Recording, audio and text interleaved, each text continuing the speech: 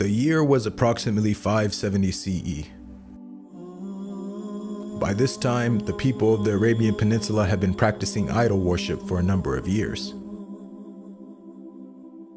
In fact, paganism had become an integral part of the people's livelihood, where various tribes would compete with one another to create unique idols in hopes that it would attract more tourists to the area and boost their economy.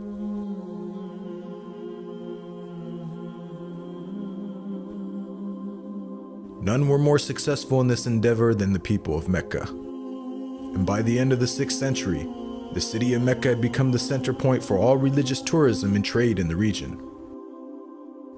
That was until a Yemeni king by the name of Abraha had decided that he wanted his kingdom to the south to become the central religious and economic point in the Arabian Peninsula. And so, Abraha devised a plan to create an immaculate building that would be so grand it would overshadow the city of Mecca and attract all of its tourists and business.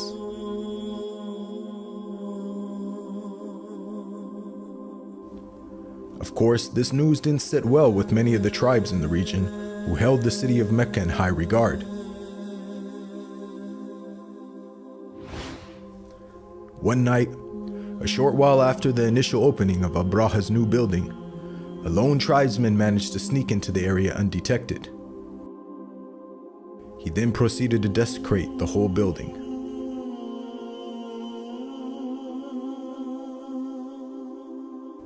The next day, when news of the vandalism had reached Abraha, he became extremely upset, for he knew that this was done for no other reason than to extract revenge for his challenge to Mecca.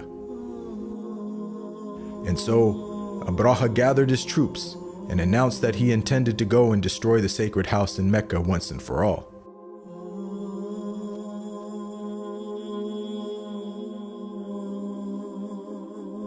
Abraha and his men then made their way northwards, only facing small pockets of resistance, which they easily crushed.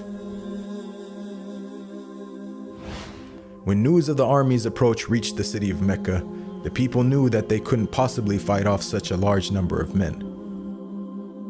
And so, the people of Mecca decided that their only option was to retreat to the surrounding mountaintops and wait until Abraha and his men had fulfilled their task and left.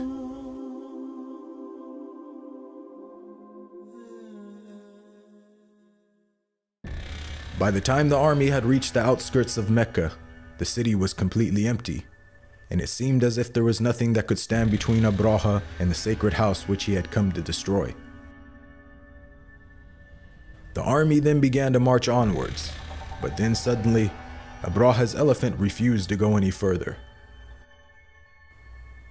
And it was then, at that very moment, that God's punishment appeared on the horizon. One of the reasons why the people were so terrified of Abraha and his men was because they used to employ elephants in their army, which is considered one of the largest creatures in the animal kingdom. And so, God Almighty responded to Abraha's arrogance by sending an army of one of the smallest and most harmless creatures on earth to destroy them.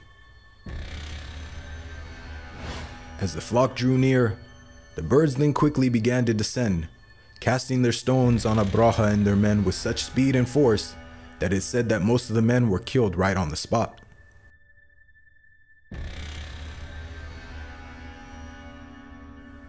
When the dust had finally settled, the once massive army, whose ranks were so large they appeared like stalks of grain, had now been completely decimated and destroyed, scattered across the desert lands as if they were trampled fields, eaten away by cattle.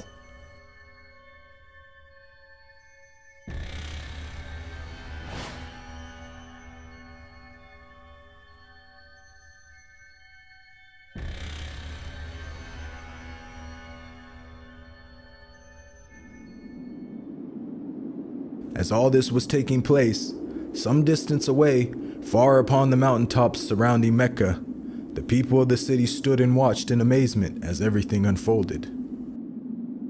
This was a scene that for many would shake them to their very core, and was an event so amazing that the people of Mecca would forever refer to that year as the Year of the Elephant. God Almighty would later address the people of Mecca in the Quran, saying, "Have you not seen how your Lord dealt with the people of the elephant? Did he not throw their plot completely off course, and then sent upon them an army of birds, striking them with stones made of clay, thus leaving them as if they were nothing more than fields devoured by prey?